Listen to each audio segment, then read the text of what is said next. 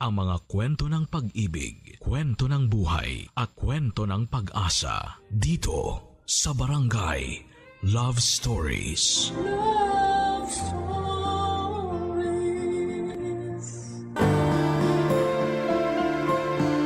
Ang pagiging yaya ay isang marangal na trabaho na may malaking epekto sa buhay ng isang bata.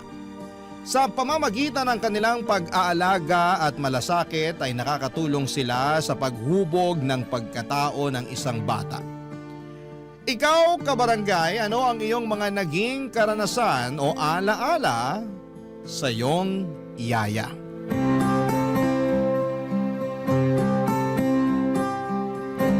Dear Papa Dudut, ako po si Jessica, Jess for short na lang. Matagal na po akong tagahanga ng Barangay LS. Palagi po akong nakikinig sa programa ninyo sa Facebook tuwing alas 12 ng tanghalian. Sana po ay matanggap ninyo ang sulat ko na ito at magkaroon ako ng pagkakataon na maibahagi ang aking kwento. Hindi po ako lumaki sa marangyang pamilya. Ang mga magulang ko po ay parehong magsasaka at ang natapos ko lamang po ay high school. Mula pagkabata, tumutulong na po ako kina mama at papa sa mga gawaing bukid. Hindi man kami mayaman, masaya naman kami sa buhay namin sa probinsya. Sariwang hangin, maganda ang mga tanawin at tahimik ang paligid. Wala po akong reklamo sa naging buhay namin sa probinsya. Pero noong nakapagtapos na po ako ng high school ay hindi na kinaya nila mama at papa na ipagpatuloy yung pag-aaral ko. Hindi ko po maiwasang malungkot pero wala rin naman akong magagawa. Mahal ko ang probinsya pero alam naman po natin na hindi kalakihan ang kita doon. Kaya't nag-decide po akong pumunta sa syudad para maghanap ng trabaho. Pinili ko po ang maging kasambahay at ang layunin ko lang noon ay makapag-ipon ng pera para mapaayos yung bahay namin at makapagtayo ng maliit na negosyo para kina mama at papa. Gusto ko kasi na hindi na magtrabaho sa bukid sina mama at papa lalo na't hindi na rin sila bumabata. Nalaman ko po ang tungkol sa paghahanap ng yaya sa isang ad sa dyaryo. Dali-dali ko pong tinawagan ng numero na nakalagay sa ad. Babae yung sumagot ng phone at pagkatapos ng mahabang usapan ay sinabi niya sa akin na pag nagustuhan daw niya ako. Sobra po akong nainganyo at confident po ako noong mga panahong yon na magugustuhan nila ako. Kasi masipag ako pagdating sa mga gawaing bahay. Kinabukasan noon ay nanghiram ako ng pera sa kapitbahay namin at lumuwas papunta ng syudad. Nangako din ako kina mama at papa na buwan-buwan ako magpapadala ng pera sa kanila para sa mga pangangailangan nila sa bahay. Noong dumating po ako sa bahay na naghahanap ng yaya, natuwa sila sa akin dahil mukha daw po akong masipag at puno ng enerhiya. At ito rin ang naging dahilan kung bakit natanggap ako bilang yaya. Napag-alaman ko din po na isang single mother ang may-ari noong bahay na naghahanap ng yaya. Dahil pumanaw na po ang asawa nito. Meron po siyang 10 years old na anak na lalaki at siya po ang naging alaga ko, Papa Dudut.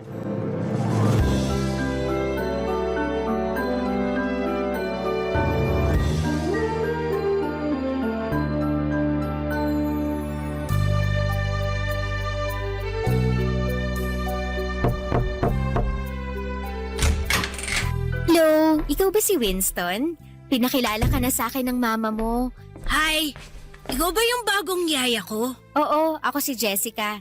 Pero tawagin mo na lang akong... ang haba din naman kasi ng Jessica. Ay, alam ko na. Yaya Jess na lang. Sige po, Yaya Jess. Ilang taon ka na, Winston? 10 years old. Pero malapit na ako maging teenager. Kakatuwa ka namang bata ka. Basta lagi mong tatandaan, nai-enjoy mo lang ang kabataan mo, ha? Naku, mahirap sa mundo ng mga big boys at big girls. Kung pwede lang sana bumalik sa pagkabata, naku, gagawin ko talaga. Bakit mo gustong bumalik sa pagkabata, Yaya Jess? Para mawala lahat ng pimples at wrinkles mo? Aba, bastos kang bata ka. Naisahan mo ako dun Yaya, tama na! Huwag mo akong kilitin! Di na ako makahinga! Like na kita, Yaya Jess. Ako rin. Mukhang hindi ako mamomroblema sa pag-aalaga sa'yo. Ay, nga pala, kanina ko pa napapansin na andito ka lang palagi sa kwarto mo nagko-computer. Hindi ka man lang ba naglalaro sa labas? Ayoko po maglaro sa labas eh. Binubuli lang ako ng mga bata dun. Paanong binubuli? Pinagtatawanin nila yung salamin ko. Mukha daw akong alien. Tapos pangu daw ako, tabachoy. Tong mga batang to, oo. Nako, sa susunod na asarin ka nila, magsumbong ka sa akin, ha? Mananagot na talaga sa akin yung mga yan. Thank you, Yaya Jess. Pero ayoko. Tayo na lang kaya maglaro. Marami akong computer games dito na pang 2 players. Oy baby, yun ang hindi ko mapapangako sa'yo. Kasi baka pagalitan ako ng mama mo. Alam mo naman, kailangan kong sipagan tong mga gawaing bahay dito kung gusto kong magtagal sa inyo, di ba? Lalong-lalo na ngayon at kakatanggap lang sa akin ng mama mo. Naku, Yaya, huwag kang mag-alala. Nandyan si Mama ngayon, oo, pero kadalasan wala naman siya dito eh. Ha? Anong ibig mong sabihin? Busy si Mama sa work niya. Most of the time, mag-isa lang ako dito sa bahay. Ay, ganun ba? Naku, kawawa ka naman palang bata ka. Naku, baby, don't worry kasi andito na si Yaya. Forever na ako dito. Pero teka lang, kung ikaw lang ang naiiwan dito mag-isa, paano yung... Mga gawaing bahay. Tinuruan na ako ni Mama kung paano gumamit ng washing machine at saka rice cooker. Pero hindi nga lang ako marunong magluto. Kasi si Mama naghahanda ng mga pagkain ko before siya umalis papuntang work. Napaka-independent mo naman palang bata ka. Huwag kang mag-alala kasi tuturuan kitang magluto. Okay ba yun sa'yo? Okay na okay po! Oo, mabuti na yung ganun para at least hindi ka nakanganga kung sakaling wala kang kasama. Hindi ka magugutom, ganun. Ay nga pala, kumusta naman yung pag-aaral mo? Anong favorite subject mo? English po favorite subject ko. Kayo po, anong favorite subject nyo? Favorite ko naman yung math. Ay, ayoko niyan. Puro numbers tsaka formula. Sumasakit ulo ko dyan. Di mo ata natatanong na palagi ako nananalo sa mga math competition nung high school. Kaya wag kang mag-alala, akong bahala sa'yo. Talaga? Tutulungan mo ako sa math homework ko? Oo naman, why not, di ba? The best ka talaga, Yaya! Naku, wag kang mahiya, bulahin mo pa ako. Gustong gusto ko nakakarinig ng mga ganyan eh. Music to my ears. Ikaw na ata yung pinaka-the best na Yaya na kinuha ni Mama. Yan, ganyan dapat. Ay, teka lang. Naku, ikaw bata ka. May yaya ka na pala dati. Ba't umalis yung dati mong yaya? Tinakot mo siguro no kaya umalis? Yaya Jess talaga? Hindi! Sabi kasi ni Mama sa akin na bumalik daw yun ng probinsya kasi mag-aasawa na. Ah, buti pa siya may love life. Ay, speaking of mama, babalik na ako dun sa kusina ha. Baka kasi hinahanap na ako ng mama mo. Kung may kailangan ka, tawagin mo lang ako, okay? Sige po, Yaya! Thank you!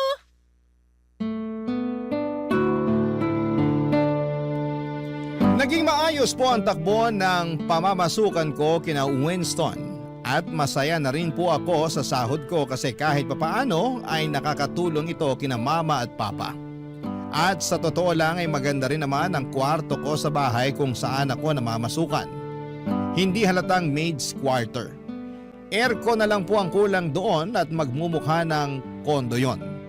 Hindi ko na nararamdaman ang bigat ng malayo sa pamilya dahil masaya ako sa naging trabaho ko.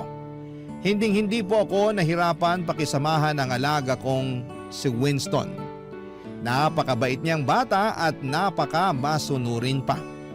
Oo, may mga pagkakataon na pilyo siya pero hindi talaga nawawala ang respeto niya sa mga matatanda. At doon ko siya labis na hinangaan. Pakiramdam ko nga ay parang nabubuli siya ng ibang tao dahil sa sobrang kabaitan niya. Maayos po kami ni Winston pero sa totoo lang, awang-awa ko sa kanya. Palagi siyang walang kasama sa bahay dahil nga madalas ay wala ang mama niya. Nang malaman ko po na namatay ang tatay ni Winston noong 6 years old pa lamang siya, mas lalo akong naawa sa kanya. Simula noon, ang mama niya na talaga ang tumatayong nanay at tatay niya. At ramdam ko ang hirap na dinadala ng bata. Hindi lang ako kay Winston naaawa kundi pati na rin sa mama niya.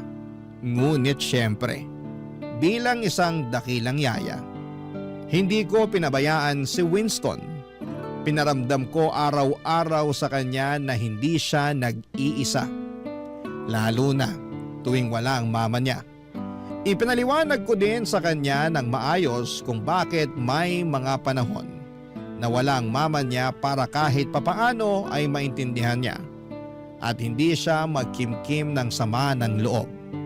Pinaramdam ko sa kanya na hindi siya kawawa at hindi siya pinapabayaan.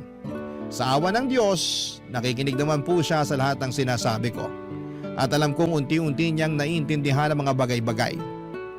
Pero alam niyo naman po, tao lang tayo, may mga limitasyon. At may mga pagkakataong ang saloobin natin ay hindi na natin kayang itago. Isang araw po ay umuwi si Winston na umiiyak. Nang lumapit siya sa akin, nakita ko ang bigat ng mga pinagdadaanan niya. Hindi basta isang ordinaryong bata ang nakita ko noong araw na yon. Ang nakita ko noong araw na yon ay isang bata na puno ng sakit at lungkot sa mata. Isang bata na kulang sa pagmamahal ng mga magulang. Isang bata na nangungulila sa presensya ng kanyang ina.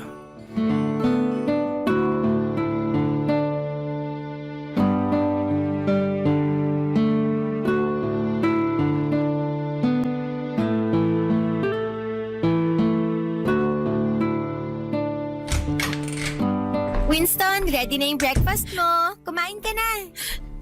Oh, anong nangyari sa'yo? Ba't ka umiiyak? Malapit na kasi yung family day namin, Yaya Jess. Tapos, sabi ni Mama, hindi daw siya makakapunta. Hala, ganun ba? Tahan na, huwag ka nang umiyak. Yung mga kaklase ko siguradong sasamahan ng mga mama at papa nila. Ito talagang baby ko. Alam ko na kadalasan sa mga nakikita mo, lalong-lalo na sa mga kaklase mo, ay merong mama at papa. Pero ganito kasi yan. Hindi lahat ng bata ay kumpleto ang mga magulang. Pero kahit na ganun pa man, lagi mong tatandaan na hindi ka bawasan yun sa pagkatao mo. Ganun po ba yun, Yaya Jess? Oo naman. Pwedeng-pwede ka mamuhay ng masaya at normal kahit hindi kumpleto ang mga magulang mo. Pero, iba pa rin po talaga pagkasama mo mga magulang mo. Oo, totoo naman yun. Alam mo ba na maraming bata dyan ang kompleto nga ang mga magulang pero hindi naman masaya ang family nila? Paano niya naman po nasabi? Ay nako, eto na, ichichika ko na sa'yo. Alam mo ba na yung kaklase ko nung elementary, lumaki siya na may mama at papa pero... Yaya Jess naman eh! Ituloy mo! Mas nasasaktan ako sa pagbitin mo sa kwento eh. Tong bata na to, makinig ka kasi muna, baby. So ayun na nga, lumaki siya na parehong nandyan ang mama at papa niya pero hindi siya happy. Alam mo kung bakit? Bakit naman po? Kasi palaging nag-aaway yung mama at papa niya. Oo, totoo yun. Tapos ito pa yung mas nakakaloka dyan. Yung mama niya, nahuli niya yung tatay na may... basta, yun. Nahuli na may ano? Wala yun. Basta ang bottom line dito ay hindi siya masaya kahit complete family sila. So mas mabuti pa pala na hindi complete ang family? Ay nako baby, hindi sa ganun yun. Ang ibig ko lang namang sabihin ay hindi lahat ng complete family na nakikita mo ay masaya. Yung iba dyan may pinagdadaanan pero hindi lang nila pinapakita. Kaya wag ka nang sad, okay? Thank you talaga, Yaya Jess. Okay na po ako. Yan, dapat ganyan. Smile ka lang. I love you, Yaya Jess. Love na love din kita, may alaga forever and ever. Pero sa totoo lang po, medyo sad pa rin ako kasi hindi makakapunta si Mama sa family day namin. Baby, eto ha, ipapaliwanag ko sa'yo ng mabuti. Yung mama mo kasi, ginagawa niya ang lahat para sa'yo. Oo, alam ko na parati siyang wala dito sa bahay. Pero ang rason kung bakit parati siyang wala ay dahil nagtatrabaho siya para sa'yo. Pinipilit ka niyang itaguyod kahit mag-isa siya. Alam ko naman po yun. Pero nalulungkot pa rin ako eh. Sa tingin mo, bakit kumuha ng yaya ang mama mo? Para may makasama ka syempre kasi concerned yung mama mo sa'yo. Kung sa bagay, Ganito na lang ang isipin mo, baby. Kung hindi busy si mama mo at palagi siyang nandito sa bahay, sa tingin mo ba magkakaroon ako ng chance para maging yaya mo? tama! Sobrang talino mo talaga, Yaya Jess. Alam ko, ako pa ba? Ako na to eh. Di na lang siguro ako sasali sa family day. Tatapusin ko na lang yung mga assignment na hindi ko pa natatapos. Basta, Yaya, tutulungan mo ako ha. Math pa naman yung assignment ko. Alam mo naman na mahina ako pagdating sa problem solving. Ay, teka lang. Sinong nagsabi sa'yo na hindi ka a-attend ng family day? Ano pa nga bang magagawa ako eh? Hindi nga raw makakapunta si Mama, di ba? Ay, dyan ka nagkakamali. Sasamahan kita. Pupunta tayo ng family day. Talaga po, Yaya? Seryoso kayo? Pwera na lang kung kinakahiya mo ko. Ano ka ba, Yaya? Hindi, no? Siyempre gusto ko na nandun ka. Oh, yun naman pala eh. Huwag kang mag-alala. Paghahandaan ko yung family day na yan. Okay? Thank you po! I love you, Yaya Jess! Noong mga panahong yon, kung ano-ano na lamang ang sinasabi ko kay Winston para gumaan ang kalooban niya. Alam ko na may punto siya, Papa Dudut. Lahat ng bata ay may karapatan na magkaroon ng buo at masayang pamilya. Hindi nila pinili na ipanganak sa mundong ito kaya't responsibilidad ng mga magulang na alagaan at bigyan sila ng tamang gabay. Pagdating naman sa amo ko o sa nanay ni Winston, alam kong ginagawa niyang lahat para matugunan ang mga pangangailangan ni Winston. Ang totoo niya ay awang-awa rin ako kay ma'am kasi wala siyang katuwang sa pag-aalaga sa bata. Pero tulad nga ng sinabi ko, ginagawa ko na lamang ang lahat upang hindi magtanim ng sama ng loob ang bata sa nanay niya. At habang hindi siya nasasamahan ng nanay sa araw-araw, ako na muna ang tumatayong parang pangalawa niyang ina. Sobrang saya po ni Winston noong dumalo kami sa family day ng school nila. Parang ang saya-saya niya at ni minsan ay hindi niya naaalala na hindi buo ang pamilya niya. Sa araw na yon, tuwing may magbabalak na tanungin si Winston kung nasaan ang mga magulang niya, ako na kaagad ang sumasabat para hindi na maalala ng alaga ko. Kasi alam ko na deserve niyang mag-enjoy ng buong buo sa araw na yon. Gusto ko lang na makita na masaya siya. Pagkatapos ng family day ay naisip ko na magandang pagkakataon na yon para makausap ang amo ko. Pinag-usapan namin si Winston at naawa din siya sa bata pero sa kabila ng lahat, nagpasalamat din siya sa akin.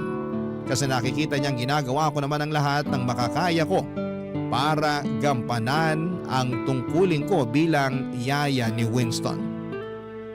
Makalipas ang ilang linggo, mas lalo lang akong naawa kay ma'am at sa alaga kong si Winston dahil na-promote si ma'am sa trabaho niya. Ibig sabihin, mas abala na siya sa pagtatrabaho at mas kumonte ang oras at panahon na maaari niyang ilaan para makasama si Winston. Sa kabila ng lahat ay hindi ko pa rin maiwasang humanga kay ma'am. Sa panahon ngayon, marami ng magulang ang pinapabayaan na lamang ang mga anak nila.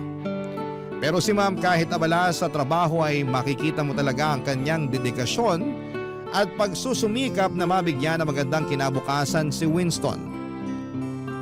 Hindi po madaling balansehin ang trabaho at pamilya. Pero si ma'am, ginagawa niyang lahat para matugunan ang mga pangangailangan ni Winston. Alam kong hindi siya perpekto at may mga pagkakataon na hindi niya kayang gampanan ang lahat ng papel sa buhay ni Winston. Ngunit ang mahalaga ay hindi siya sumusuko. Batid ko na gusto niyang makasama si Winston, kaya nga lang, ang trabaho niya ay isang malaking responsibilidad. Barangay Love Stories. Barangay Love Stories. At dahil nga po sa naging sobrang busy si ma'am sa trabaho, Sa akin na niya pinapaubaya ang paghatid at sundo kay Winston sa school. Naalala ko pa nga na tinanong ko siya kung bakit hindi na lang niya pasakayin si Winston sa school bus. Pero ang sabi ni mama ay mas kampante raw siya kung ako na lamang ang kasakasama ni Winston. May punto naman siya kasi siguro ako na atang naging super yaya na tagapagligtas ng mga batang naiwan sa bahay. Joke lang po, Papa Dudut. Pero seryoso, mula nang maging ganon ang setup ay nagiging parte na ng araw-araw ko ang mag-tricycle kasama si Winston papunta sa school niya. Kasi 15 minutes lang naman ang layo ng school sa bahay nila. At sa awa ng Diyos, mas naiintindihan na ni Winston ang sitwasyon ng mama niya.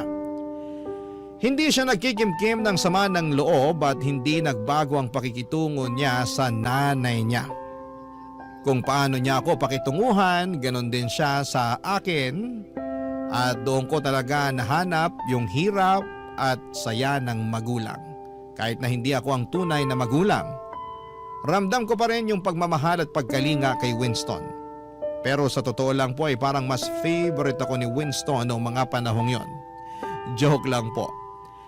Sana po ay hindi ninyo masamain ang sinabi ko.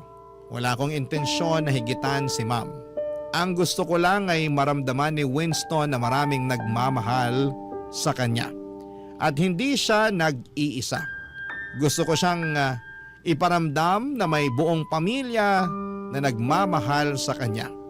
Kahit na hindi buo ang pamilya niya. Ganon ko po siya kamahal, parang sarili kong anak. Isang araw noong hinatid ko si Winston sa eskwela, ay hindi ko inaasahan na may mangyayari pala sa akin na makapagpapabago sa takbo ng buhay ko. Ang tadhana nga naman, minsan nakakalungkot pero minsan ay nakakatawa din, Papa Dudut.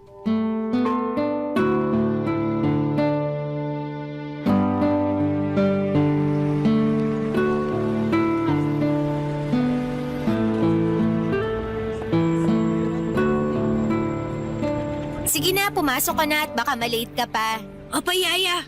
Ay, sandali lang. Baka makalimutan mo pa to. Ito nga pala yung lunchbox mo. Tapos, ito naman yung tubig mo. Tapos, ito naman yung iced tea mo. Thank you, Yaya. Mauna na po ako. Sige, enjoy! Nakakaloka, makauwi na nga. Hindi ko pa nasasampay yung mga labada. Baka makatanggap ako ng award kay ma'am pag naabutan niya yun. Ito din naman kasing pasok ni Winston eh. Kailangan ba talagang 8 ng umaga nasa school na ang mga batang yun? Aba, hindi naman ata makatarungan yan. Ano bang akala nila sa mga bata nagtatrabaho? Ay, makauwi na nga nang matapos ko na yung mga hindi ko pa natatapos. Hala, Diyos ko, yung wallet ko nawawala. Paano ko makakauwi nito? Hala, wala akong pamasahe. Nalaglag ata sa waiting area. Patay, kailangan ko nang balikan yun.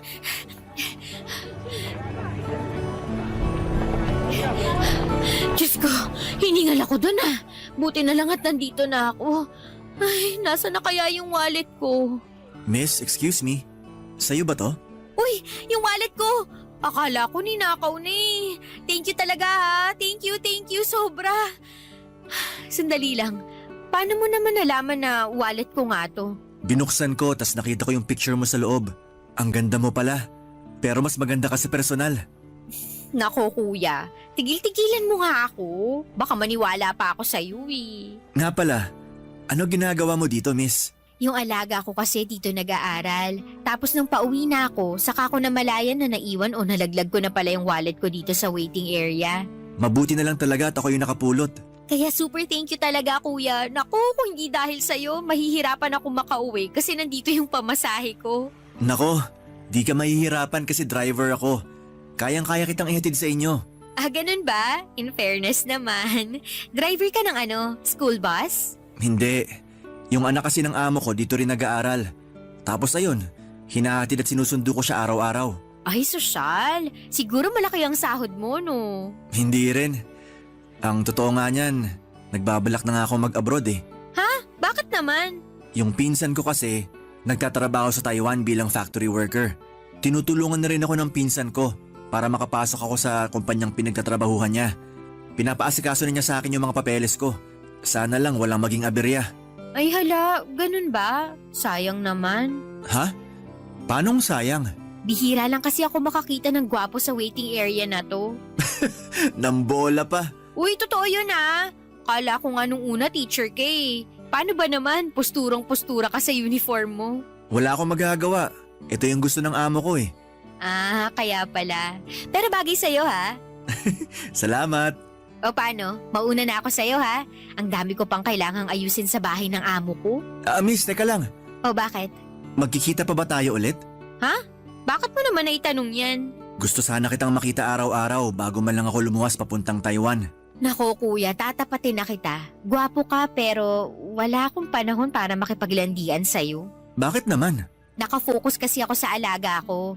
Kawawa din naman kasi. Alam mo na, broken family. Sa tingin ko, swerte pa rin alaga mo eh.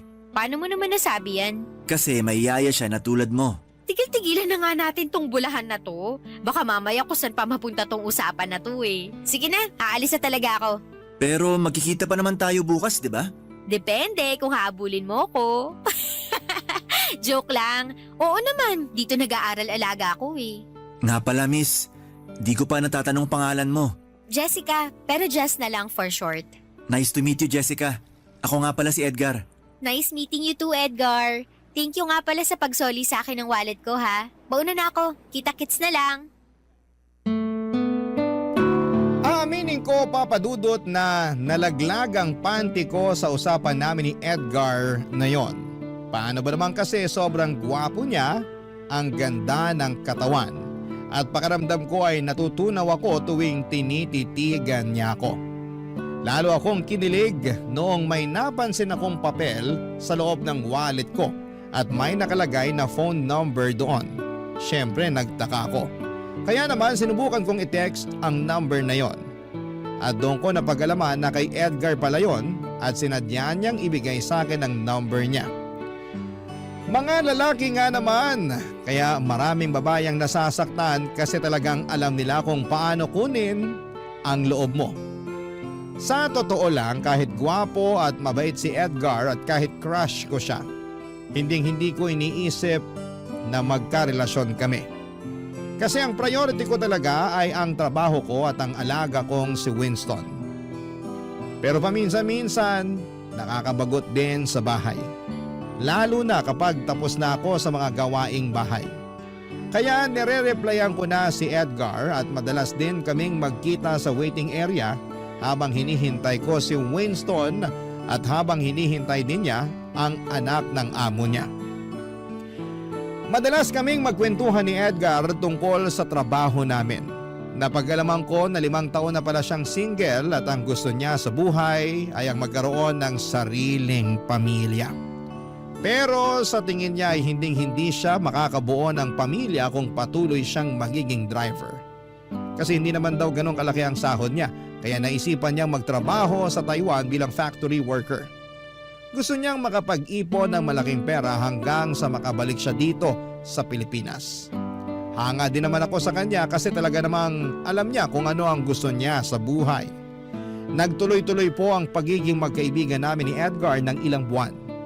At nang akala ko ay hanggang sa simpleng kwentuhan at biruan na lamang matatapos ang lahat. Isang araw ay pinuntahan ako ni Edgar sa bahay ng amo ko.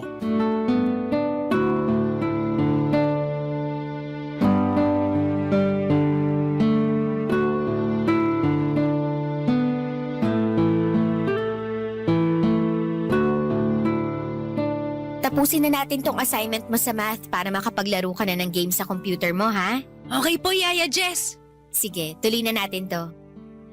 Ay, nakakamiss tuloy mag-aral.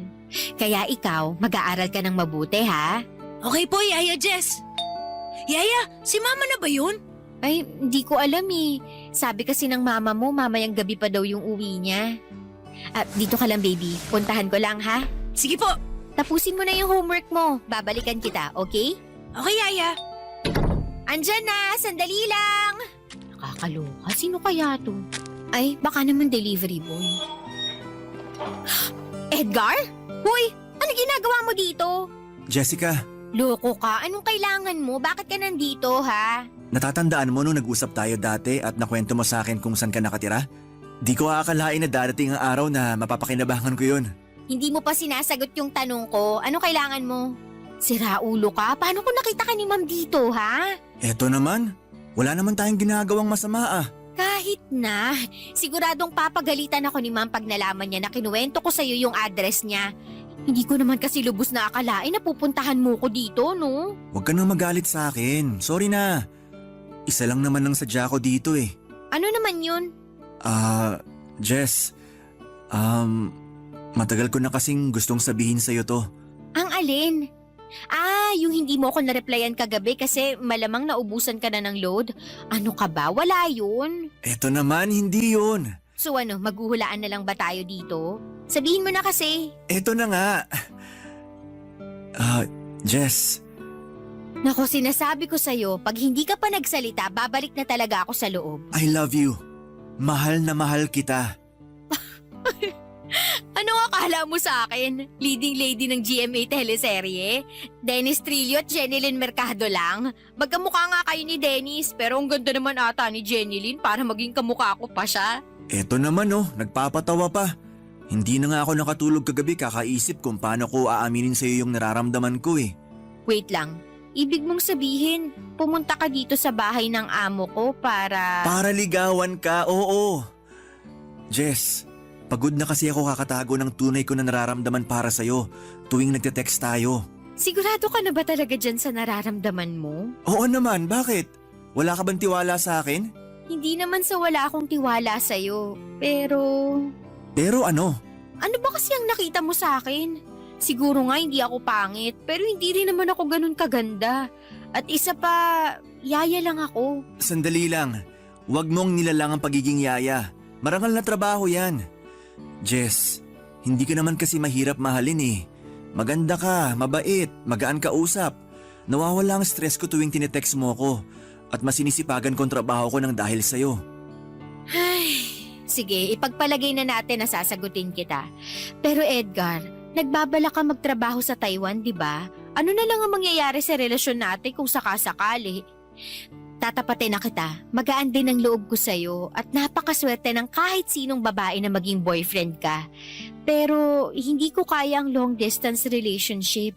Sa totoo lang napag-isipan ko na yan. At balak na talaga kitang kausapin tungkol dyan. Jess, sana wag mong masamain tong sasabihin ko sa'yo ha. Alam mo, kinakabahan na ako sa'yo. Ano ba yun ha?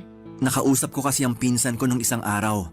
At willing siya na tulungan tayo pareho para makapagtrabaho tayo sa Taiwan. Nasisiraan ka na ba ng bait? Hoy Edgar, kilabutan ka nga sa mga pinagsasasabi mo. Hindi pa nga kita sinasagot tapos ngayon aalukin mo pa ako na magtrabaho sa Taiwan. Pambihira ka. Hindi naman kita pipilitin na sagutin ako agad-agad. Yung sa akin lang naman, sayang din naman kasi ang opportunity kasi willing tayo tulungan ng pinsan ko. Hoy Edgar, kung sakali man na maging tayo, mas pipiliin ko na lang na tiisin ang long distance relationship kesa sa iwanan ko yung alaga ko, no? Kawawa naman siya pag umalis ako. Sige, ikaw bahala. Wala namang pilitan to eh. Pero pag-isipan mo na lang kasi di hamak na mas malaking kikitain mo sa Taiwan kung sakasakali. Naloka po ako sa mga sinabi sa akin ni Edgar noong araw na yon, Papa Dudut. Ewan ko ba. Aminin ko na natutuwa ako noong inamin sa akin ni Edgar na mahal niya ako. Kasi totoo lang ay ganon rin naman ang nararamdaman ko para sa kanya. Pero noong inalok niya akong magtrabaho sa Taiwan kasama siya ay doon ako talaga naloka. Oo, unti-unti na akong napamahal kay Edgar pero hindi matutumbasan ng kahit na anong relasyon ang pagiging yaya ko kay Winston. Sobra akong masasaktan kapag dumating ang araw na kailangan kong iwanan ang batang yon. Kung pwede ko lang sanang samahan si Winston hanggang sa pagtanda ko ay gagawin ko talaga. Ang hirap tanggapin na balang araw ay kailangang iwanan ko siya at hindi ko alam kung kaya ko yon. Pagdating naman kay Edgar, hindi siya nagsawa sa panliligaw sa akin.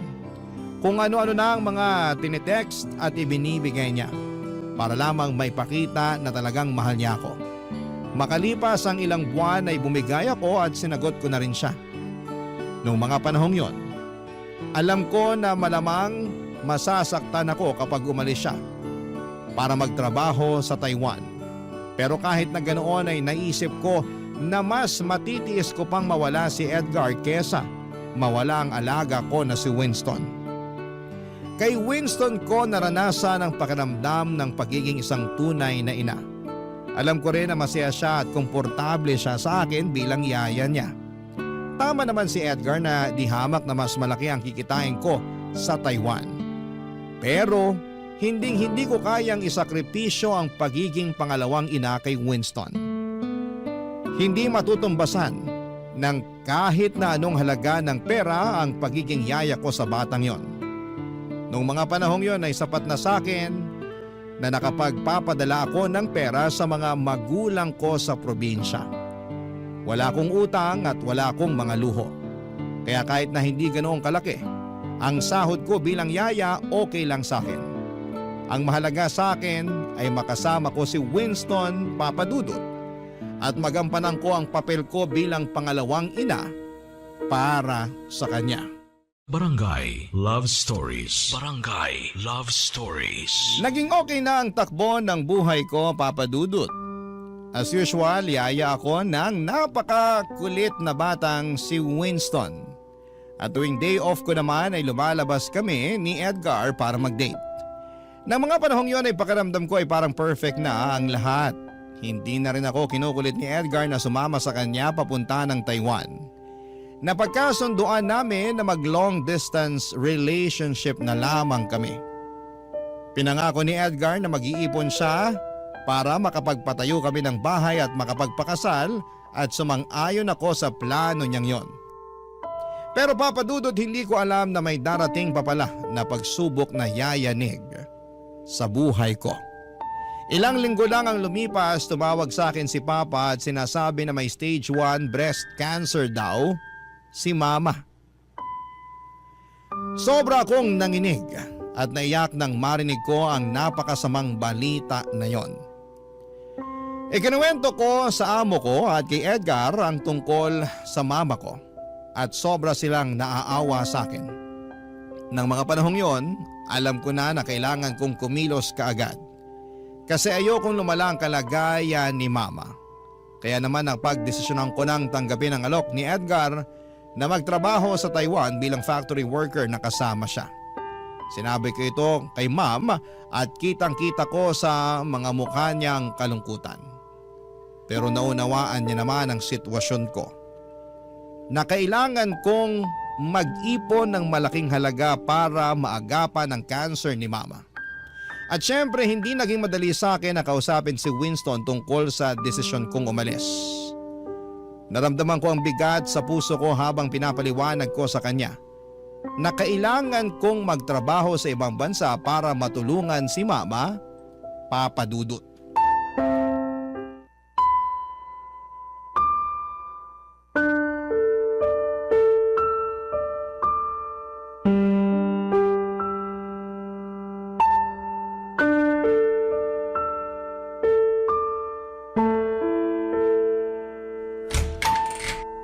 Winston? Yaya, tamang-tama may bibigay po ako sa inyo. Winston, may gusto sanang sabihin si Yaya sa'yo.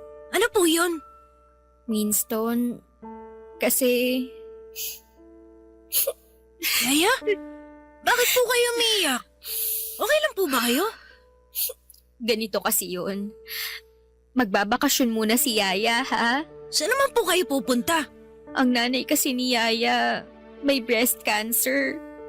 Malubha na sakit yun. Kaya kailangan ko munang magbakasyon sa malayong lugar para makapag-ipon ako ng malaking pera para sa pagpapagamot ng mama ko. Ibig niyo pong sabihin, iiwan niyo na po ako? Alam mo naman na para mo na akong pangalawang ina, di ba?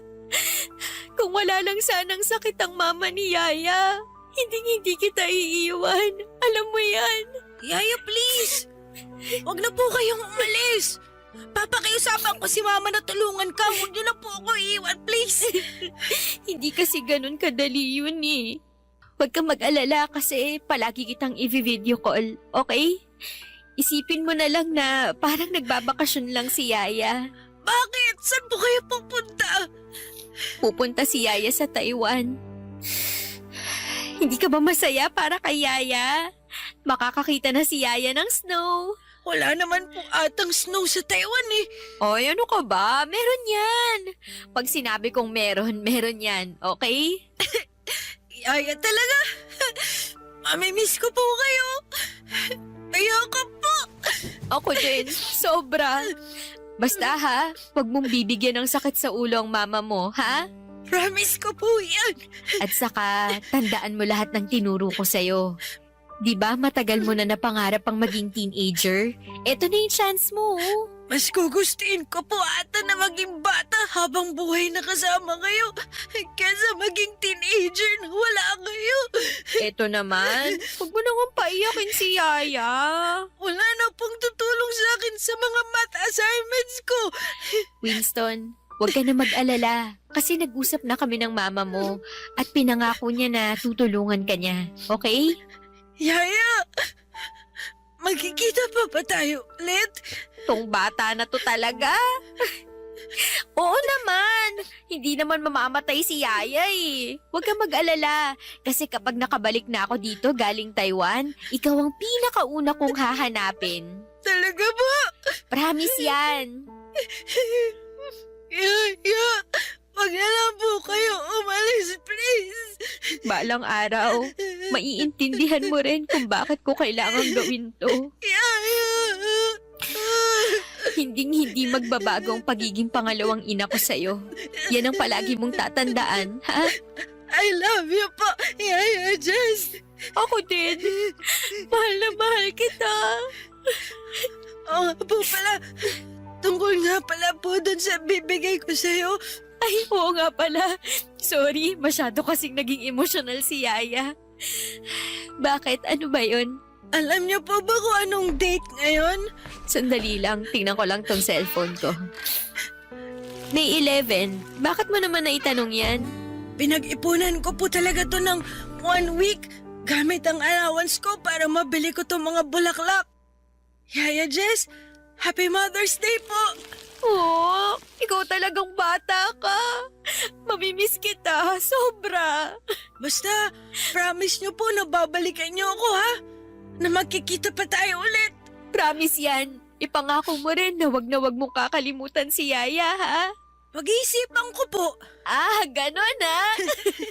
Ay, Jess naman, tama na po. Napakapilyo mo talagang bata ka. Kahit kailan ka talaga. Nang mga panahong yon, Papa Dudut, ay nakuha ko pang magbiro kay Winston. Pero ang totoo niyan ay durog na durog ang puso ko sa desisyon kong iwanan siya.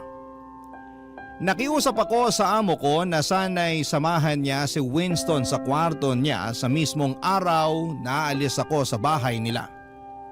Kasi ayaw kong maramdaman ng bata na nag-iisa siya.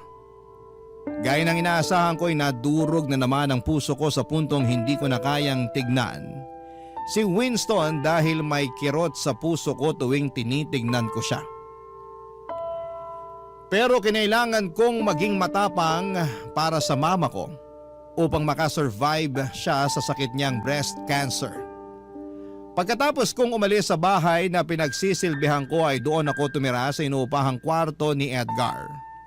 Nang mga panahong yon ay buong-buo na ang desisyon ko na pumunta ng Taiwan para magtrabaho bilang factory worker kasama si Edgar. Ang pinsan mismo ni Edgar ang tumulong sa amin. Pinautang niya kami para sa lahat ng gastos namin hanggang sa makapunta kami ng Taiwan.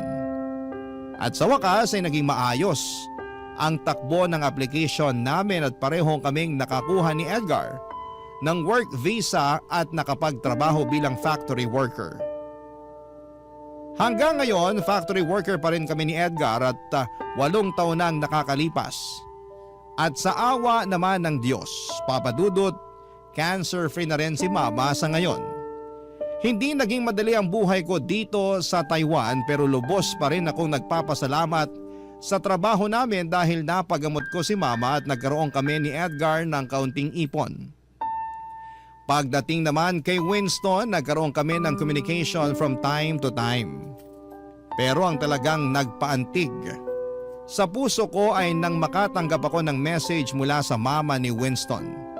Gusto sana ng mama niya na dumalo ako sa high school graduation ni Winston. Naisipan namin ni Edgar na matagal-tagal na rin kaming hindi nakababalik sa Pinas. Kaya pareho kaming sumang-ayon sa ideya na magbakasyon. Ipinaalam namin ito sa employer namin at dahil matagal na kaming nagtatrabaho bilang factory worker ay inapprove kaagad ang aming vacation leave. Hindi na rin naging problema sa amin ni Edgar ang pambayad ng ticket dahil may ipon naman kami kahit papaano. Nung araw ng high school graduation ni Winston ay hinatid ako ni Edgar. Oo, nakikita ko ang mukha ni Winston sa social media at nakakausap ko pa rin siya sa chat, pero kinabahan pa rin ako. Kasing hindi ko sinabi sa kanya na sosorpresahin ko siya sa araw ng graduation niya, Papa Dudut.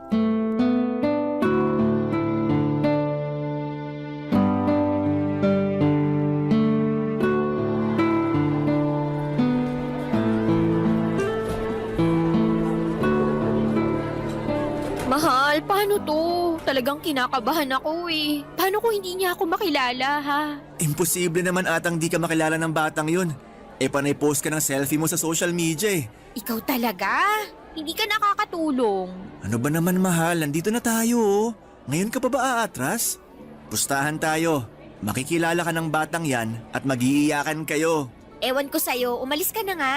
Sige mahal, basta balikan kita dito mamayang alas 5 ng hapon ha. Kailangan ko na kasing isoli tong scooter na nirentahan natin mamayang alas 6. Sige, mahal. Ay, nga pala, mahal, pasuyo naman oh. Pakihanda na lang yung mga gamit natin kasi dadalawin na natin sina mama at papa sa Makalawa, ha? Kailangan natin sulitin bawat araw na nandito tayo sa Pinas. Ba't sa Makalawa pa? Bakit hindi na lang bukas? Ano ka ba? Nakalimutan mo na ba? Siyempre gusto ko naman makabonding yung alaga ko, no? Para mo na talagang anak yung batang yon. Sige mahal, mauna na ako ha. I love you. Balikan kita mamaya.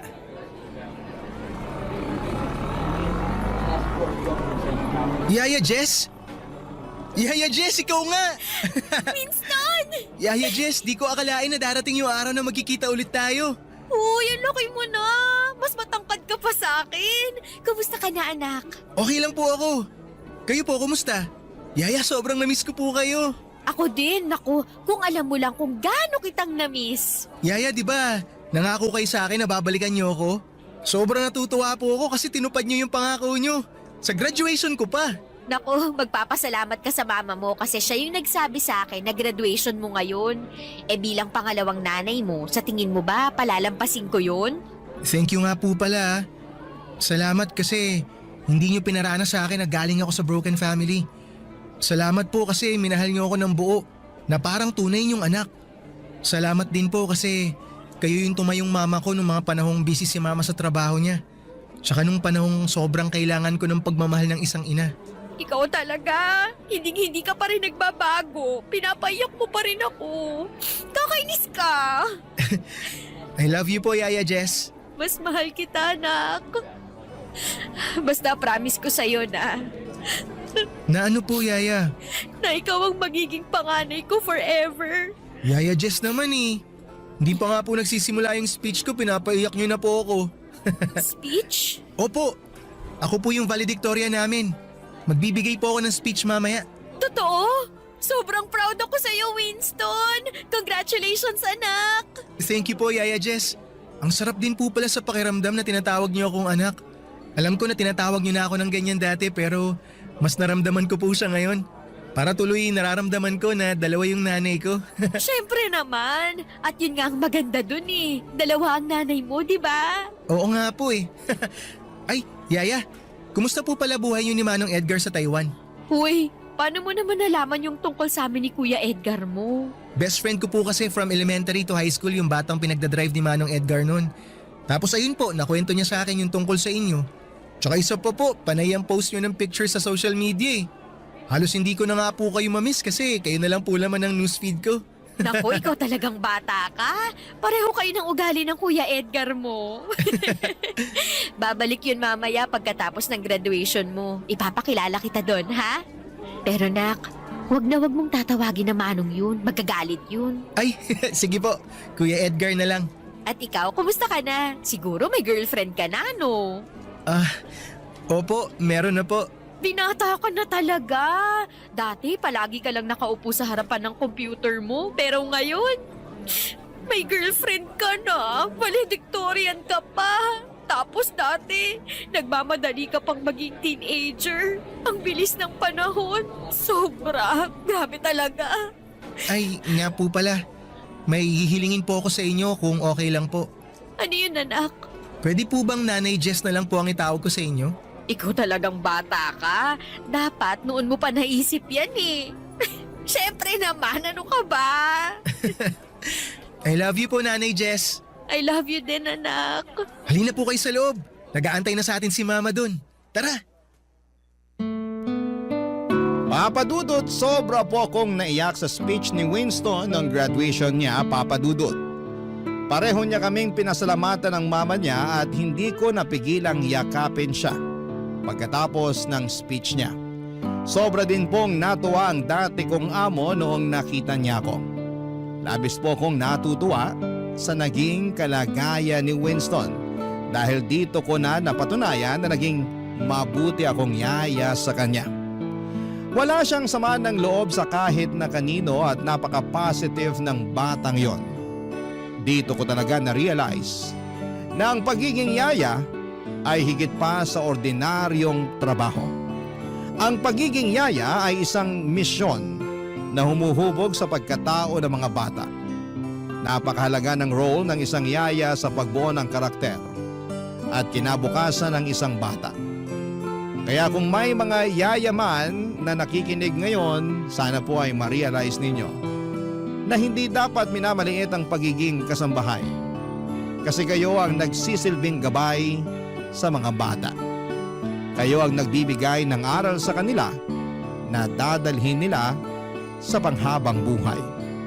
Sa mga yaya na nakikinig ngayon, saludo ako sa inyo at ngayon po ay nakabalik na nga po or nakabalik na kami ni Edgar sa Taiwan at patuloy pa rin naman po ang komunikasyon ko kay Winston.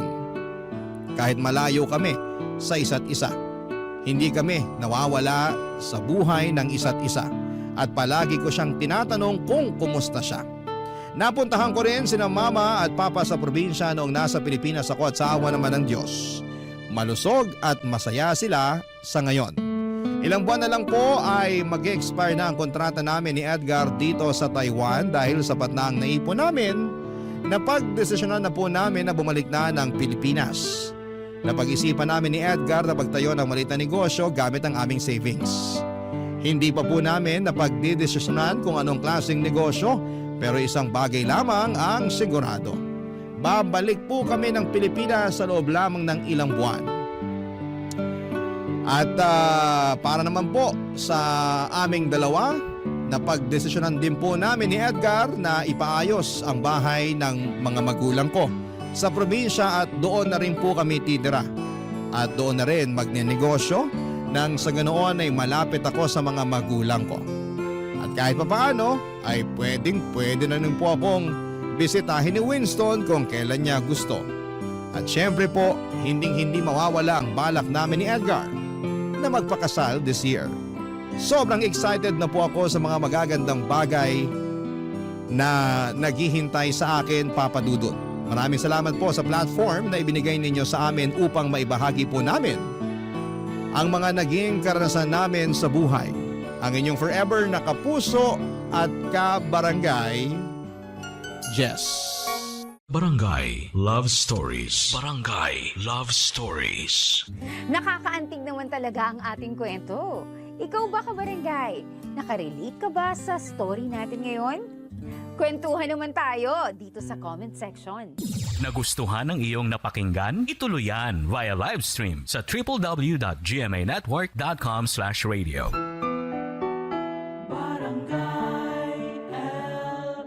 In Mega Manila, 97.1. Forever! Ang mga kwento ng pag-ibig, kwento ng buhay at kwento ng pag-asa dito sa Barangay Love Stories. Love Stories.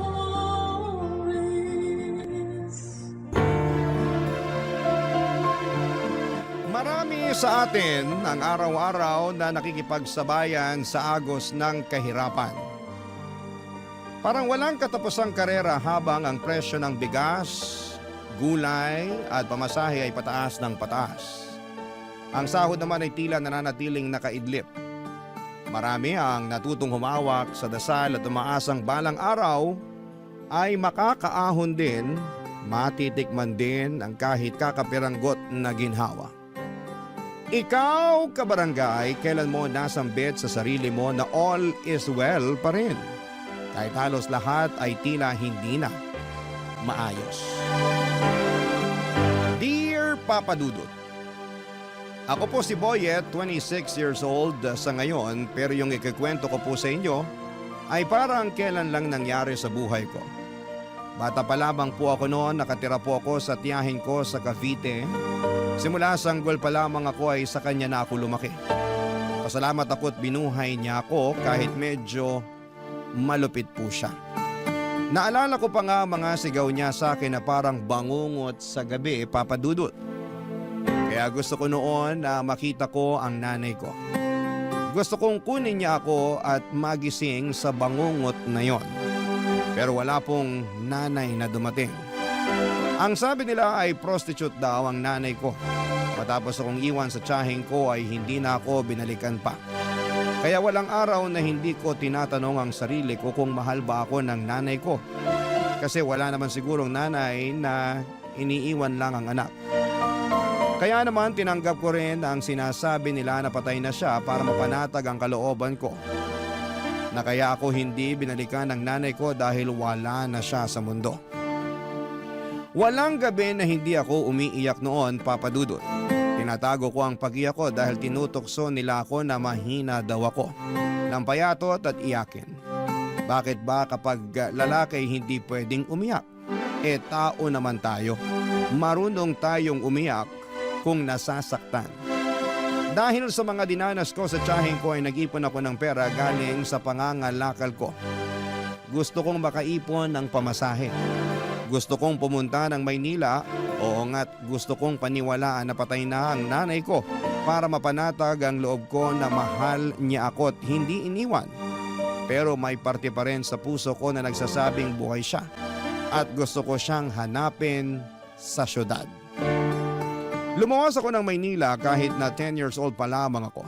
Daladala ko ang mga pag-asa na sana'y makita ko ang nanay ko. Nang makarating ako sa Maynila ay sobrang takot ang naramdaman ko. Ang laki-laki, ang lawak at ang lahat ng tao ay parang hindi ko mapagkakatiwalaan. Unang gabi ko ay tumambay lamang ako sa labas ng simbahan. Hindi ko na matandaan kung anong simbahan yon. Pero nagdasal ako na sana'y gabayan niya ako. At sana'y walang mangyaring masama sa akin at makita ko ang nanay ko. Nagdaan ang maraming araw, linggo at buwan hanggang sa nakilala ko si Manong sa isang squatter sa Makati, Papa Dudut.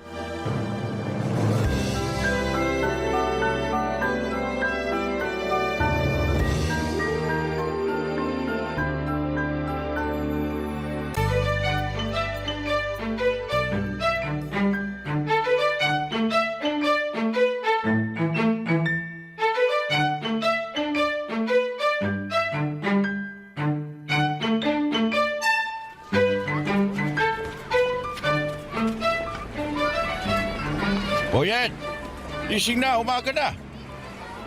Manong, Talagang bata ka. Dapat sanayin mo yung sarili mong gumising na maaga. Alam mo namang salat tayo sa pera. Kailangan nating kumayod. Alam mo yung kasabihang early worm early bird catches the worm. O, tinuro yun ng teacher ko dati. nakapag-aral po kayo, Manong? Ba, syempre. Graduate ako ng elementary. Pero di na ako high school. Bakit po? Ako na yung ini-interview mo eh. Medya ka ba? Ano po yung medya? Yung nagre-report. Yung nagbabalita sa TV. Saka sa radyo. Sila yung nagsasabi ng totoo. Oh, di ba? Alam nila yung totoo eh. Oh, kapag sa kanila po ako magtatanong kung kilala nila nanay ko, sasabihin nila sa akin. Nako, Boyet. Yan ang hindi ko alam. Malamang hindi rin nila alam. Ang hirap naman kasi nung tanong mo eh. Siguro wala na talaga nanay ko. Manalig ka. Huwag mawala ng pag-asa. Opo. Asya, inumin mo na tong tinimpla kong gatas habang mainit pa. Salamat po, Manong ah. Parang kayo na nga po tatay ko eh. Talaga ba? Tatay yung tingin mo sa akin? Opo! Di ba yung mga tatay nag-aalaga sa mga anak nila? Pinagtitimplan niyo ako ng gatas eh. Ginising niyo ako para lang ipainom sa akin to. Ay nako, sige na. Ako na tatay mo. Pero Manong pa rin yung itawag mo sa akin ha. Baka pagkamalan talaga akong anak kita. Hindi na ako makapanligaw niyan. Opo, Manong. Yan, mabuti nang nagkakaintindihan tayo.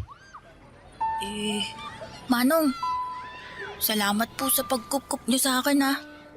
Kung hindi dahil sa inyo, baka patay na ako. Wala akong makain nun eh. Naisipan ko na nga magnakaw dahil sa gutom eh. Pero nandun kayo. Mabuti naman, hindi ka nagnakaw. Alam mo, marami nang magnanakaw na nakaupo sa pwesto. Kaya hindi umuusad yung buhay dito sa Pilipinas dahil sa kanila eh. Talaga po, Manong? Oo, yun ang sabi ng teacher ko dati dun sa elementary. Tanda ko pa nga kailangan daw mag-aral para hindi mauto ng mga politiko. Kaya ikaw, mag-aral ka sa susunod na pasukan. Opo, sige po. Mayos ka. Kita mo naman dito, maraming halang ang kaluluwa kasi salat sa buhay. Walang makain.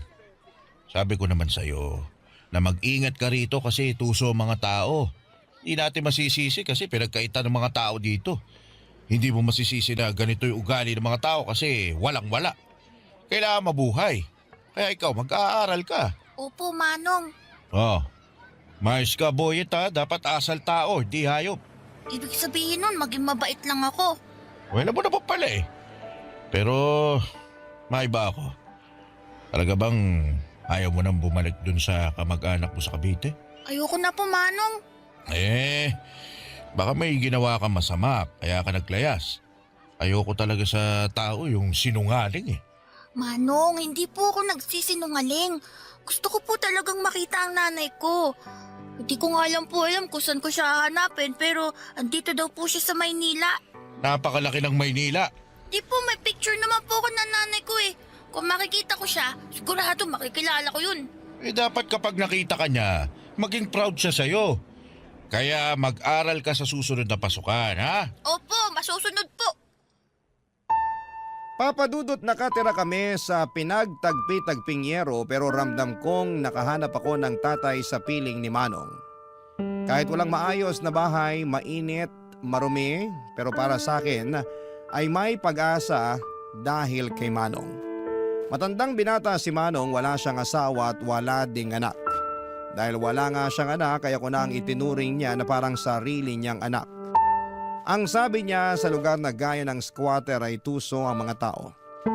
Hindi dahil masama sila kundi dahil lahat ng tao sa paligid ay pinagkaitan. Walang araw at gabi na hindi na ako pinapangaralan. Sabi niya kahit mahirap dapat ay matuto pa rin akong maging matinong tao. Pinag-aral niya ako at binilhan ng lapis, papel at gamit sa eskwelahan.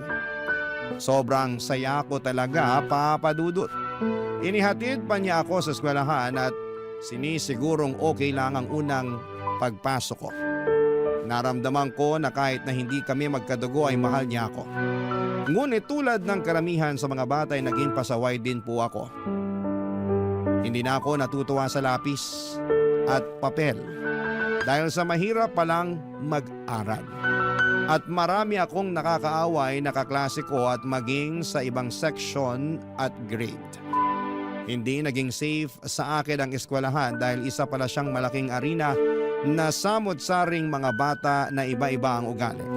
May matalino, may hindi binayayaan ang talino, may mabuti at masama na sa tingin ko ay hindi naturuan ng tama ng magulang o sadyang spoiled lamang at gustong manghamak ng ibang bata.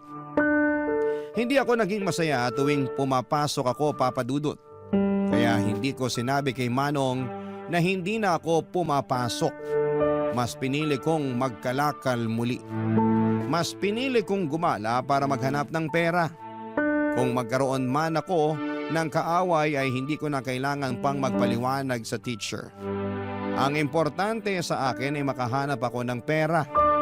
Hanggang sa isang araw, hindi na naitago ang ginagawa ko. Pinatawag pala si Mano ng teacher ko na hindi ko alam. At sa gabing pag-uwi niya ay nakita kong galit na galit si Manong sa akin, Papa Dudut.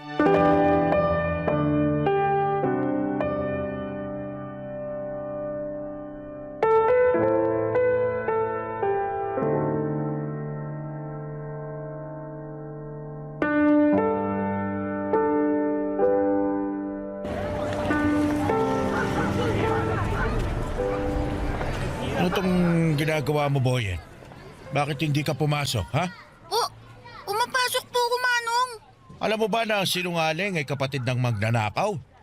Ayokong lumaki kang maging masamang tao, ha? Manong! Pinatawag ako ng teacher nyo.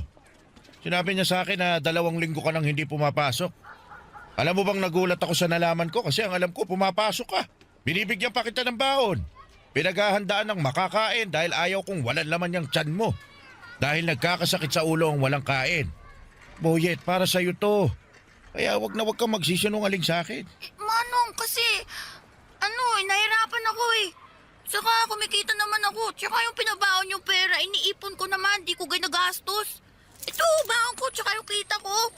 Boyet, naiintindihan mo ba ako? Pinapaaral kita, hindi kita inuobliga na magtrabaho. O kumita ng pera kapag araw ng pasukan. Kapag wala naman pasok, malaya kang gawin yung gusto mo. Magtrabaho, maglaro, ano pa problema? Ano ba mahirap na pumasok ka lang sa paaralan? Kasi, Manong, ano Sige, magsalita ka, makikinig ako. Ano? Gusto mo bang habang buhay na nasa magulong lugar na to? Gusto mo bang tumanda na katulad ko, ha? Nilamon na ng basura ang buhay na unti-unting nabubulok? Manong, sorry na po. Alam mo, anak na ang turing ko sa'yo. Naging responsibilidad na kita. Hindi na kita pwedeng pabayaan, Boyet. Hindi ako nagkaanak. Ayaw kong magkaanak, kaya hindi ako nag-asawa kasi takot ako eh. Takot ako sa responsibilidad. Kita mo naman, ano may bibigay ko magandang buhay sa pamilya ko, sa magiging anak ko na mahirap pa ako sa daga. Ayokong maghirap ang magiging pamilya ko, ang magiging anak ko. Pero nung dumating ka, naisip ko, ako na ang pamilya mo. At wala na akong magagawa kundi ang bigyan ka ng magandang buhay sa abot ng makakaya ko. Kaya kita pinapaaral kasi ito ang aahon sa iyo sa kahirapan. Magkaroon ka ng ibang buhay. Huwag kang gumaya sa akin. Kasi ayokong tumanda ka na katulad ko. Manong, pasensya na po talaga. Kasi po, ang hirap-hirap naman po kasi mag-aral eh. Marami po ako nakakaaway na mga bata. Di tapangan mo. Hindi pwedeng basta-basta ka na lang susuko. Ilaban mo yung sarili mo.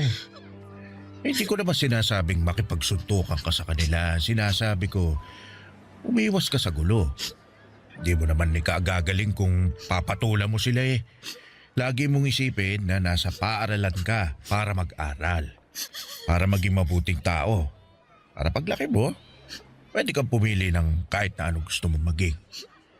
Pagsusubikapan ko. Pero yung kaya ko lang ha. Pwede kang maging security guard. Pero pulis lang din po yun, pero nakatayo lang. Pero astig pa din. Tama. Basta wag lang maging katulad ko. Pwede ba yun? Opo. Ipangako mo sa akin ha? Opo, pangako po, Manong. Alam mo, may request ako sa'yo. Ano po yun, Manong? Magpapamasahe po ba kayo? Sige po, handa po ako. Ito naman, iba yung request ko. Ano nga po? Pwede bang tawagin mo akong tatay? Po? Ayaw mo ba? Naku, gusto ko po. Gusto ko. Tatay. Simula ngayon, ako na ang tatay mo. Opo, tatay.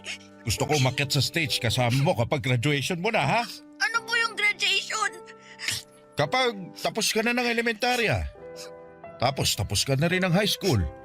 Tsaka kapag magka-college ka na. Ang dami po palang graduation, no?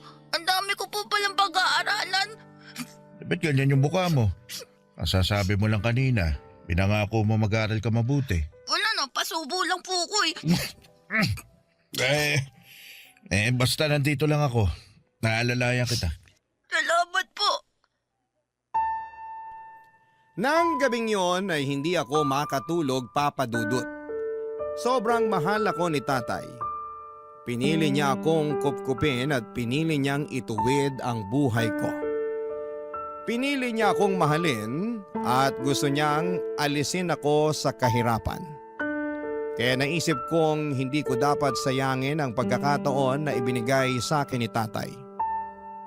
Doon ko ipinangako sa sarili ko na magbabago ako dahil gusto kong maging proud siya sa akin. Gusto kong mapatunayan sa kanya at sa sarili ko na kaya kong lumaban. Kahit mahirap, kahit galing sa basura, ay may mararating din sa buhay. Noon ay hindi pa talaga malinaw na ang mga ginagawa ng mga bata sa akin ay isang klase ng pambubuli. Pero sabi ni tatay ay iiwasan ko na lamang ang mga yon at dapat ay mag-focus ako sa pag-aaral.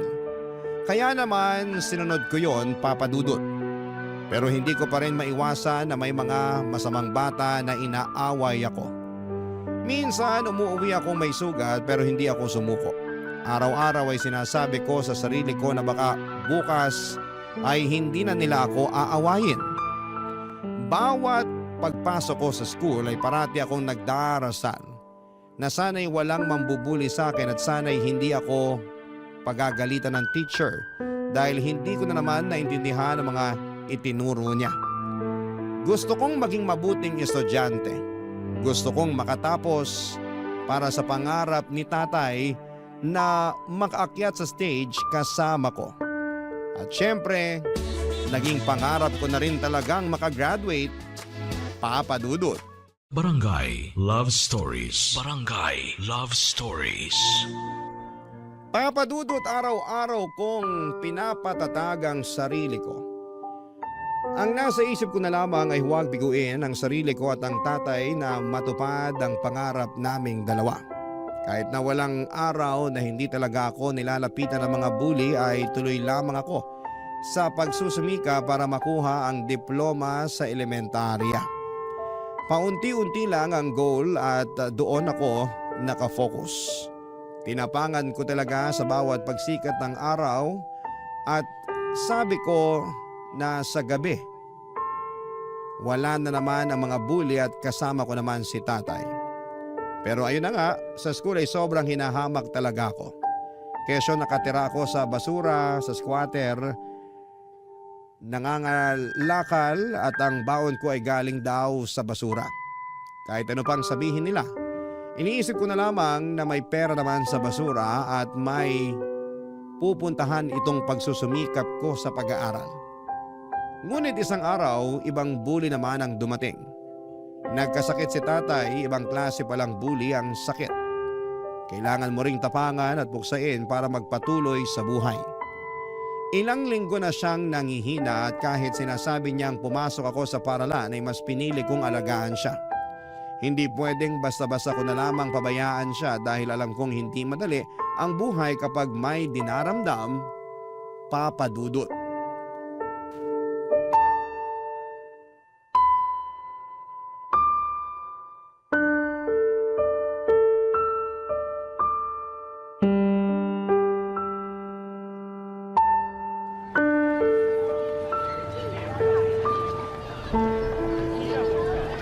Tay, dahan-dahan lang po. Maupo na po kayo. Tay, kailangan niyo pong kumain para lumakas kayo. Di ba ito yung ginagawa niyo sa akin tuwing may lagnat ako? Alam mo, kaya ko naman yung sarili ko. Talaga si tatay oh. Ayaw talagang inaalagaan siya. Sige na, mag-ayos ka na. Maraming araw na hindi ka pumapasok. Hindi po tay. Dito muna ako sa bahay. Ay nako, huwag na matigas ang ulo. Paano ka gagraduate niyan kung parati kang absent? Baka ibagsak ka ng teacher mo. Tay naman eh. Anong tay naman? Oh, sige na, pumasok ka na. Kakainin ko na tong pagkain. Eh, paano kung darating yung sinasabing demolition? Paalisin tayo rito. Sino kasama nyo? Kung nandito ako, masasamahan ko kayo. Hindi nila tayo mapapaalis. Naganda na yung mga kapitbahay natin ng mga ipambabato sa mga yon. Nakita ko ron sa kabilang kanto. Grabe ginawa nila. Wala na hong nagawa yung mga nakatira dun. Paano kung saktan kayo rito? May sakit pa ho kayo, oh. Kung nandito ka, kaya mo ba ako ipagtanggol sa mga malalaking tao? Kita mo, hindi ka makasagot. Basta dito lang ho ako. May mga inihandaan naman akong pambato sa kanila eh. Ito ang dahilan kung bakit gusto ko makapagtapos ka ng pag-aaral.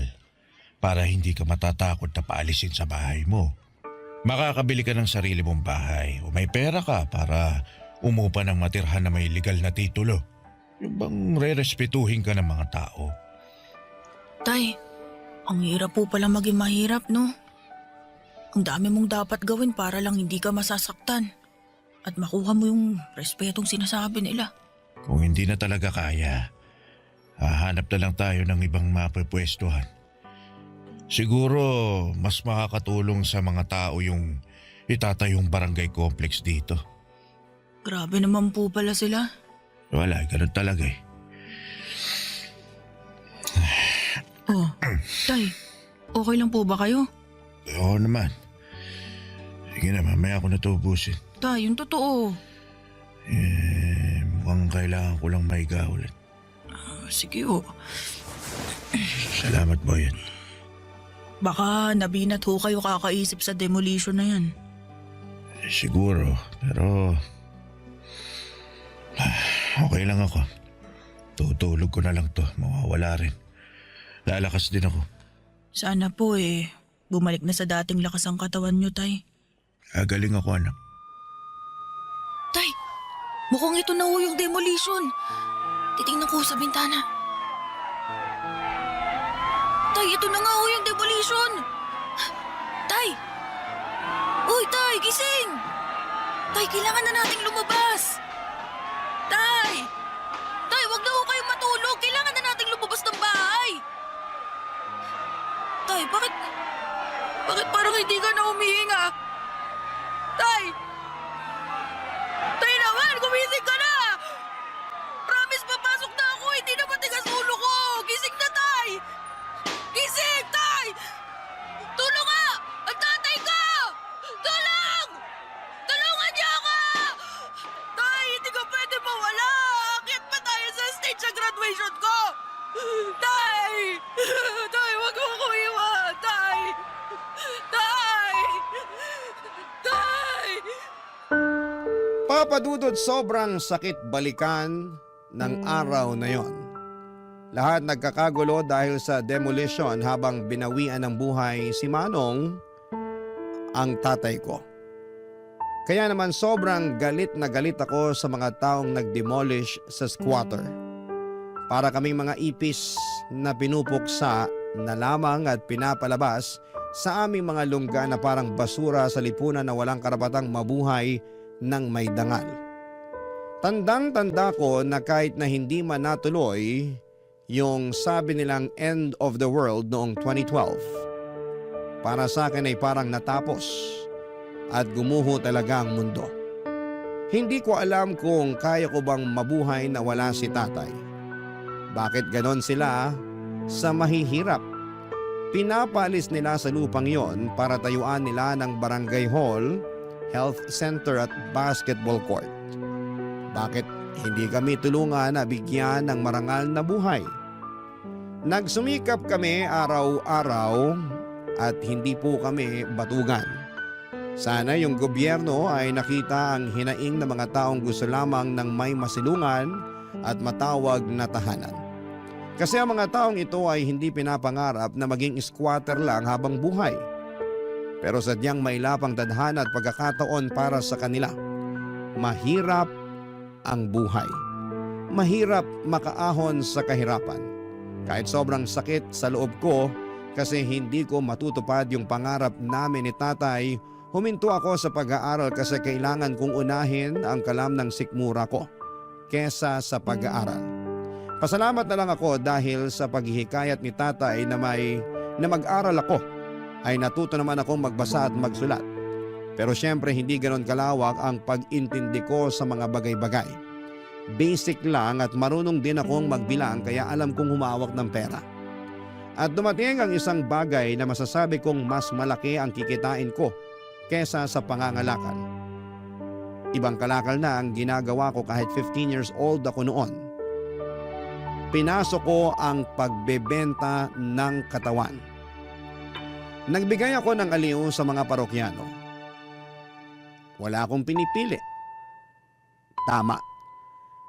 Nagaya ko sa nanay ko. Ang kaibahan lang ay hindi ako nabubuntis kasi lalaki ako. Sa bago kong trabaho ay nakagawa ako ng sarili kong maliit na bahay sa isang squatter din. At sa bawat oras, hindi ko makakalimutan si tatay. Parating pabalik-balik sa utak ko ang sinabi niya sa akin na kailangang maiba ang buhay ko. Hindi pwedeng mabubulok ako sa squatter. Kalaunan ay nakapagtrabaho ako sa bar at doon ko nakilala si Nelia na naging girlfriend ko. Pareho kaming hamak na isang mamitang nagbibigay sa amin ng customer.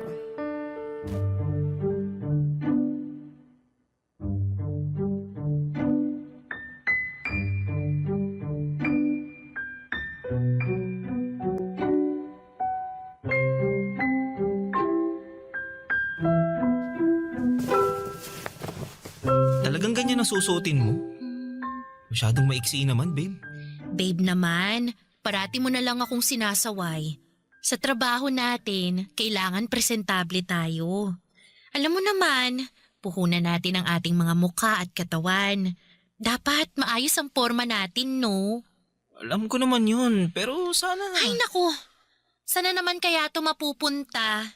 Ayokong makipagtalo sa'yo, ha? Ay, ayokong malasin ang gabi natin.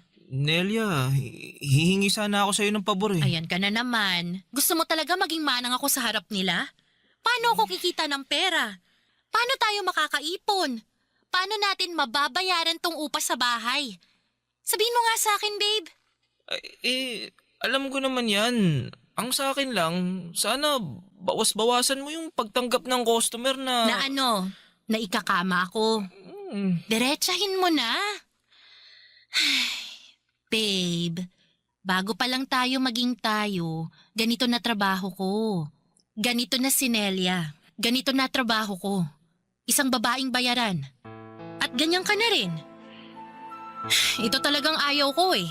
Kapag ikaw pwedeng mangialam, kapag ako hindi. Iba kasi yung... Anong pinagkaiba?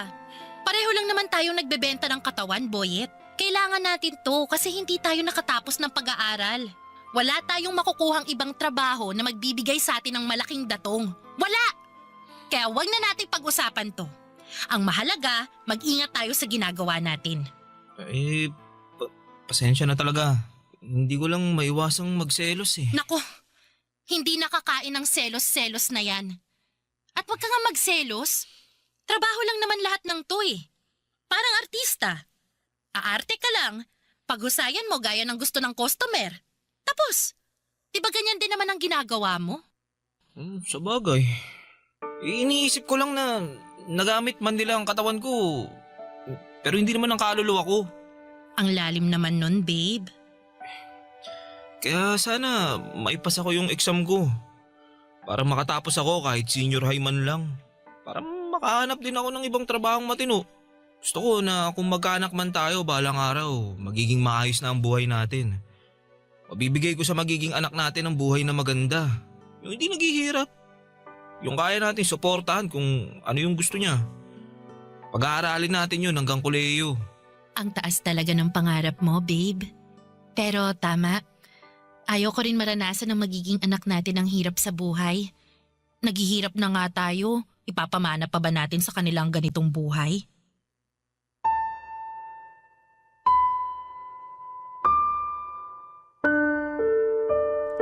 Papadudot na encourage ko si Nelia na mag-ALS.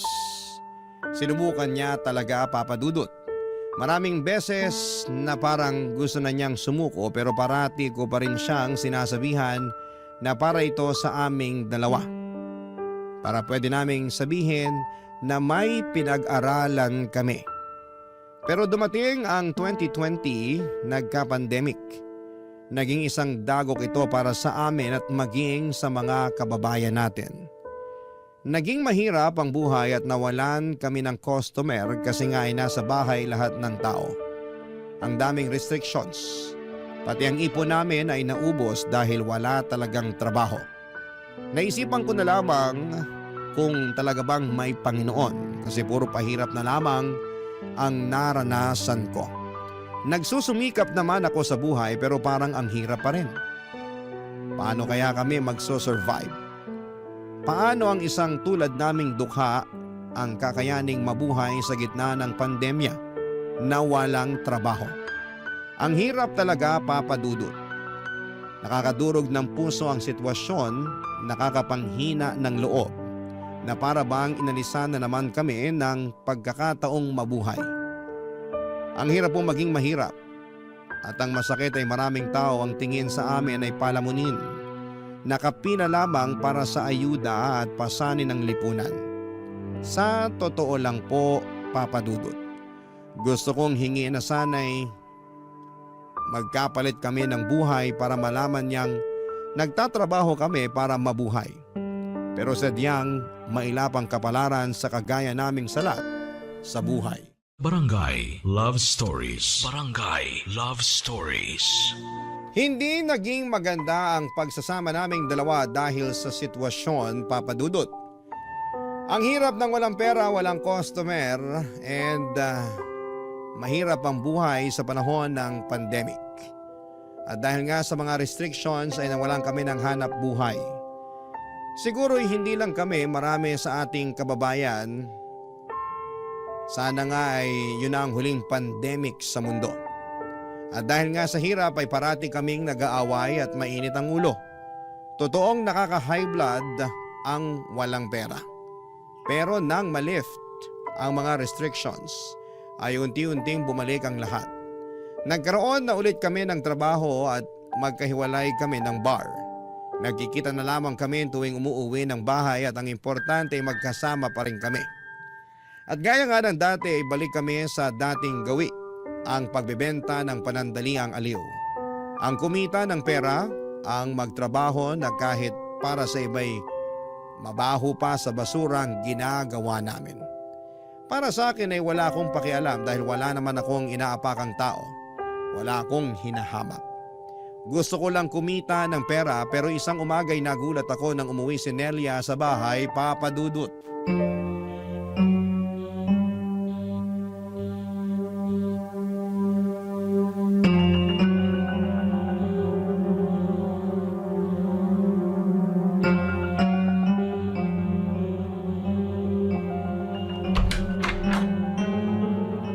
Babe! Babe, ano nangyari sa'yo? Teka, may mga pasa ka. Sino may gawa sa'yo nito, ha? Babe! Nakakatakot siya. Sinaktan niya ako. Sino? Ba't ganito ginawa niya sa'yo, ha? Yung customer ko. Matapos niya akong pabuyin, balak niyang hindi ako bayaran. Kaya umalma ako. Pero sinampal niya ako ng malakas. Tumilapon ako sa kama. Tinadyakan niya ako. Pinagsususuntok. Ang sakit. Ang sakit-sakit, babe. Hayop siya. Kilala mo ba yon? Hindi. Hindi ko kilala. Pero kapag nakita ko siya, mamumukaan kong demonyong yon. Bakit nangyari sa'yo ito? Kung alam ko lang na ganun siya, hindi na ako sumama sa kanya.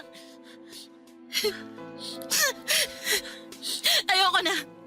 Ayoko na sa lintik na buhay na to. Nakakapagod. Pasensya ka na, Nelia. Kung nandun lang sana ako eh. Naipagtanggol sana kita eh. Ang dami nitong mga sugat at pasamo. Mawalang hiya talaga sila. Kahit noon pa man, kung sino pa yung angat sa buhay, Sila pa ang may asal demonyo! Siguro nga, ito na yung panahon na ihinto ko ng ganitong trabaho. Ayoko na. Kaya, magsusumikap ako. Mag-aaral ako. Gusto ko makapagtapos para makakuha ng matinong trabaho na hindi yuyurakan ng pagkatao ko. Tama yan. Papangako ko sa'yo na balang araw. Ire-respeto tayo ng mundo. Hindi na tayo mamalitin. Hindi na tayo bababuyin.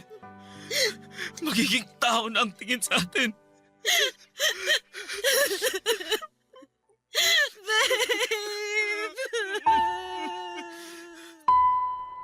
Ilang linggo ring nagpagaling si Nelia sa mga natamo niyang sugat at pasa, Papa Dudut. Sobrang nakakagulat na may tao talagang gagawa ng ganon. Pasalamat na lang ako at hindi niya tinuluyan. Nakakasama pa rin ng loob, bagamat masaya pa rin ako dahil nakakasama ko pa rin ang babaeng mahal ko. Pareho kami nag-aral sa ALS hanggang sa graduate ako ng senior high school. Kaya hindi pa rin ako makaalis sa trabahong pagbibigay aliw, Papa Dudut. Kailangan ko pa rin ng pera para sa training ko bilang security guard. Sabi ko sa sarili ko na malapit na talaga at makakawala na rin ako sa kadena ng kahirapan. Pero nagkaroon ng problema. Nilagnat ako at ilang araw nang hindi ito gumagaling. Nagsilabasan na rin ang mga rashes sa aking katawan at ang lalapan ng ubo ko. Dahil sa halos hindi ako makapagtrabaho na ay napilitan akong pumunta sa health center. At natuklasan ko ang isang nakakagulat na katotohanan na ayaw kong marinig. Nang mga oras na yon ay parang nag-flashback lahat ng hirap na pinagdaanan ko. Ang iniwan ako ng aking ina, ang pangungutya ng tiyahing ko kaya ako lumayas sa Cavite, ang pagiging palaboy sa lungsod, ang pagkupkup sa akin ni Tatay Manong, ang kanyang mga pangaral at pangarap na makapagtapos ako at maging security guard. Ang oras nang mawala siya sa buhay ko. Ang araw na akala ko'y mawawala na sa akin si Nelia dahil sa nangyaring pananakit sa kanya. Nasabi ko na lamang sa sarili ko na sa dinami-rami ng tao sa mundo ay bakit ako pa? Bakit sa akin pa nangyari ito?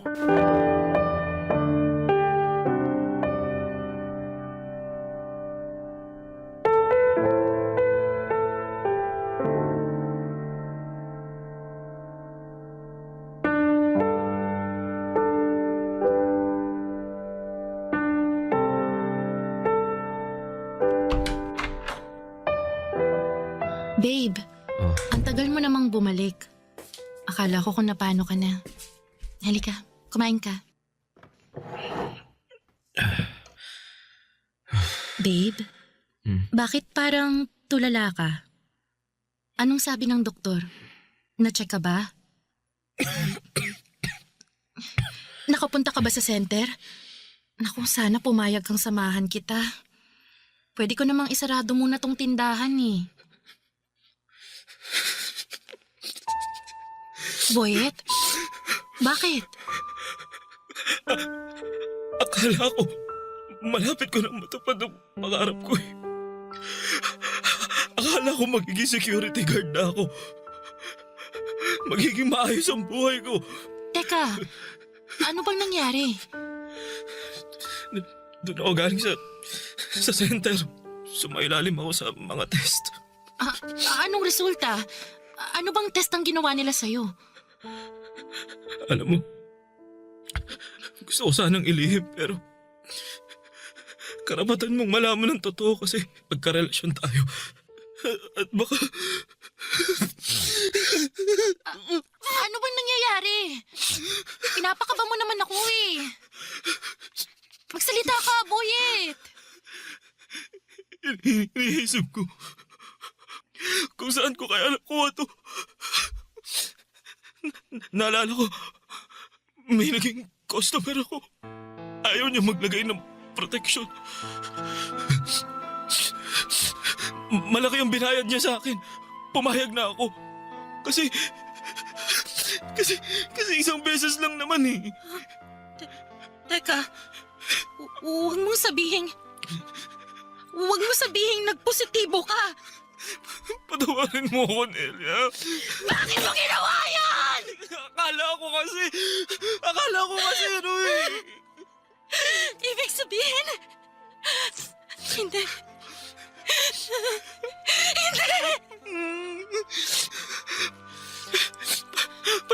Patawad, Nelia. Patawad.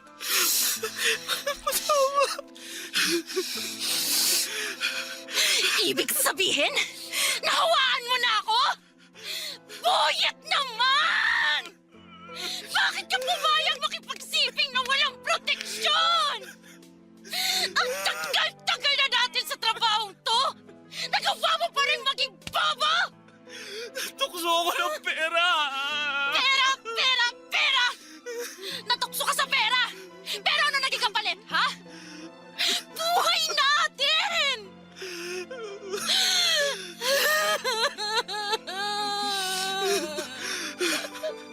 Ayoko buhayin! Ayoko magkasakit!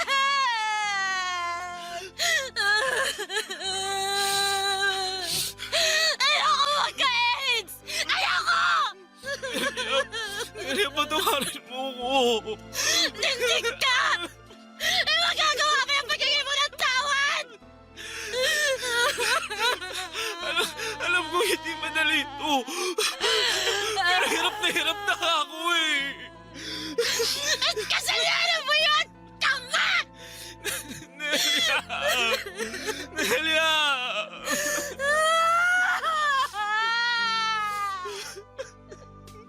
Lintik na buhay ito!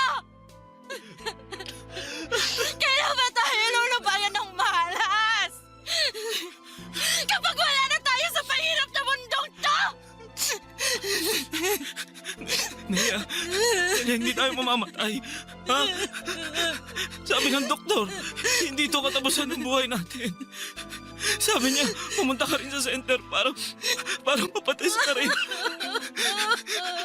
Pareho natin gagamutin ang mga sarili natin. Malalabanan natin to. Lalaban tayo, Nelia. Lalaban tayo, Nelia. Ha? Lalaban tayo.